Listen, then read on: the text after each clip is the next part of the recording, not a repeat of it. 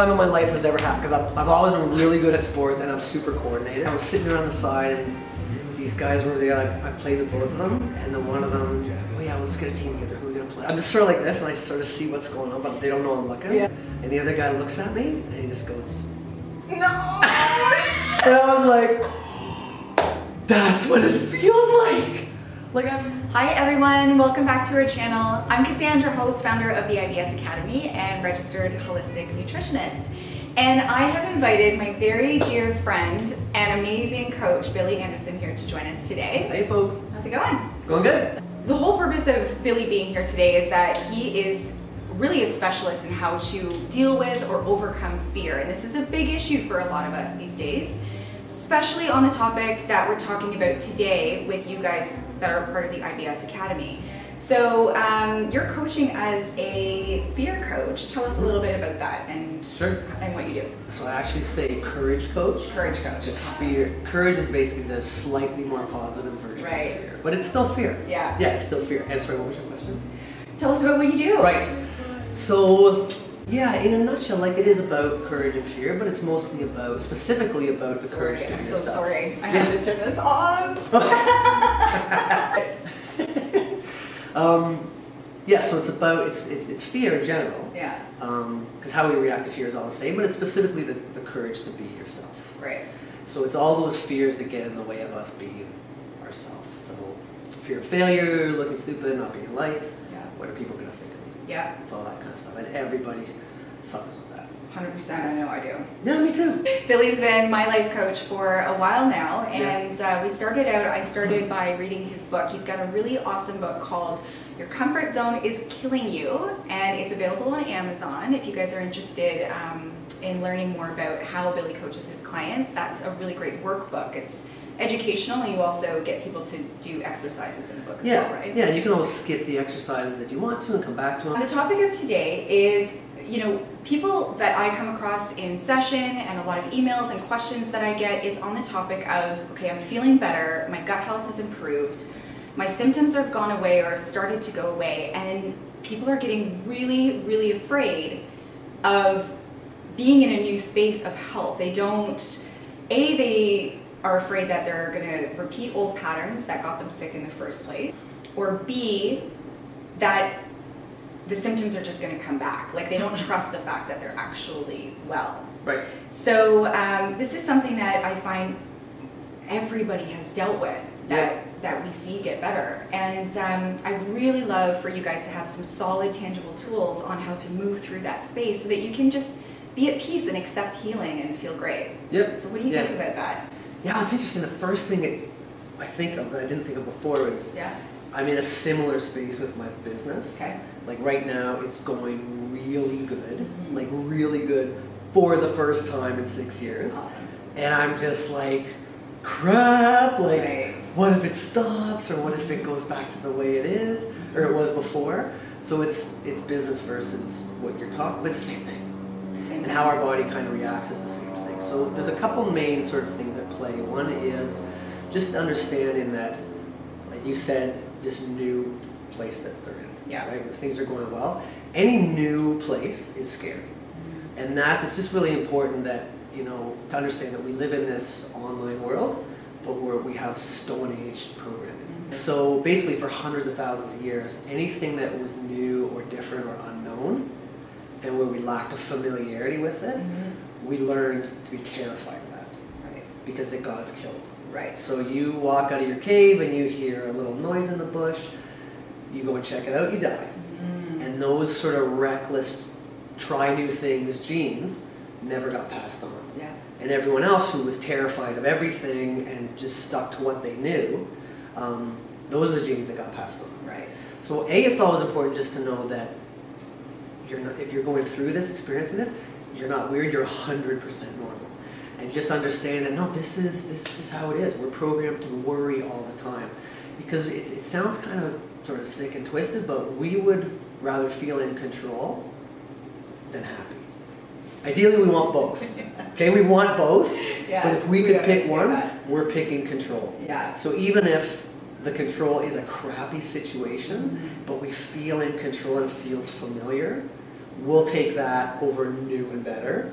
Right. Because there's that unfamiliar part that we're programmed to hate. Right. And Okay, stay so clear. to relate it to what you guys might potentially be experiencing is, you're feeling better and there's this new positive space that there's a lot of risk with healing, right? There's something to lose. It's really scary. So it's a Right. lot easier, I'm paraphrasing, but a Totally. lot easier to attach yourself potentially to the feelings of negativity because that's what you know and It's because it's what you know. And it's so weird to say, well, hang on, but if you enjoy this new, better stuff, that's Right. going to feel better. It's like, yeah, that's what it's sick, right? Because it's not sick. It's weird because it's like what we're aiming for. Yeah. But then once we get it, it's terrifying because it's Terrifying. unfamiliar. So yeah, just understand that the familiar feels better, even if the situation sucks. And I could relate to so Oh, many issues whatever. in life. We're all the same. We're all the same. We're all scared. We're not good enough, and we don't matter. Yeah. And we're scared to try anything new. Yeah. And we're scared to step out of our comfort zone. And again, that's because for thousands of years it kept us on. But we were chatting earlier and you were saying there's this whole other piece of it which is like self-worth. Yeah, so that's so that, like you said, what we just talked about was just understanding that, of course, that stuff is scary. Yeah. Because it's programmed to be that way. Right. The other one is the self-worth. And I find that stuff starts to get better in life, whatever the stuff is, Yeah. when you have a higher level of self-worth. And I say the number one problem with people in the world is a lack of self-worth. Right. It's why people join gangs. It's why people do stupid things. It's why people. We so badly want to belong. Yeah. And so once we can understand, gain a little self-awareness on why we matter, each of us, then we're a little bit more willing to accept this new, better state. It'll still feel weird. And holy crap, I'm going to lose it. But we're more likely to accept it. And so with that, we just need to know kind of what we stand for and what we're sort of fighting for and what we're good at. And so what you're good at, I mean, you can do tons of assessments and stuff like that, but one that I just love, and it's in my book, it's 5 questions, and I'll just give them to you now if you don't want to buy the book. Yeah.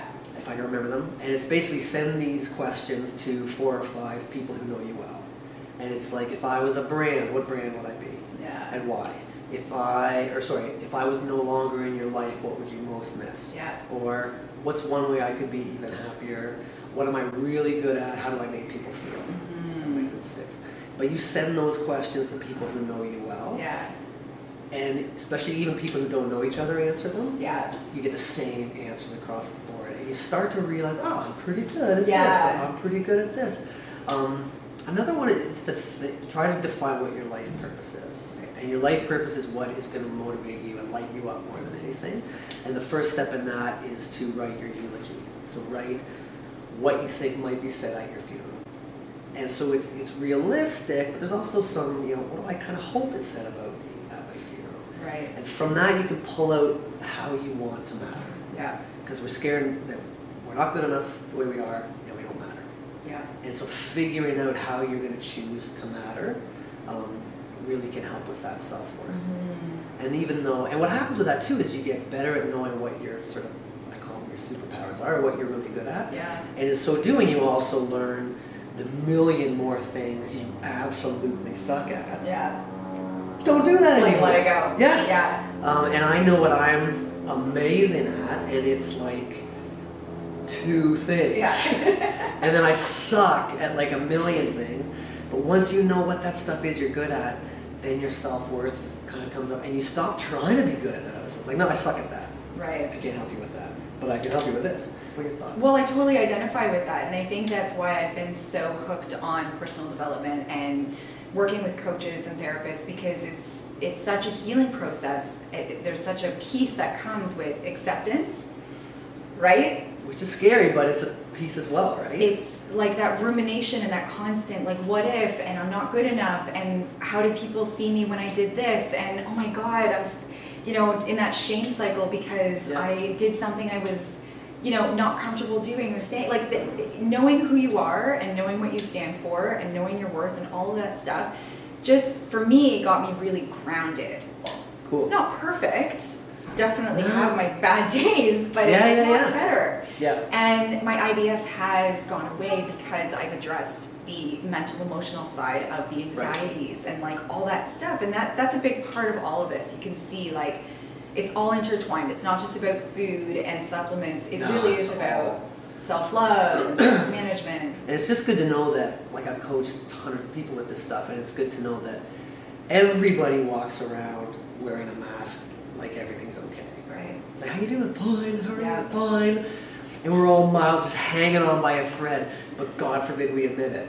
Because what if I'm the only one? Yeah. And we look around thinking everyone else has their act together and everyone knows what they're good at and everyone else is more successful than me, but they're looking at you thinking the same thing. Yeah. And it's just such a shame that we feel the need to pretend when it's just we're Right. all struggling with the exact same stuff. I'm not Yeah. good enough and it don't matter. Yeah. Everyone. So just talk about it. Cool. This is great. Thank you so much. Yeah, no problem. Fun to be here. Yeah, it is really fun. This is a great conversation. I wish we could continue. I know, I could go forever. Maybe we'll do more interviews. But guys, if you want more information on Coach Billy Anderson's whole coaching process, definitely check out his book, Your Comfort Zone is Killing You, on Amazon, and look out for our next interview. Awesome. Awesome. Thanks Thanks for so joining much. us. See you. Bye. Just like this.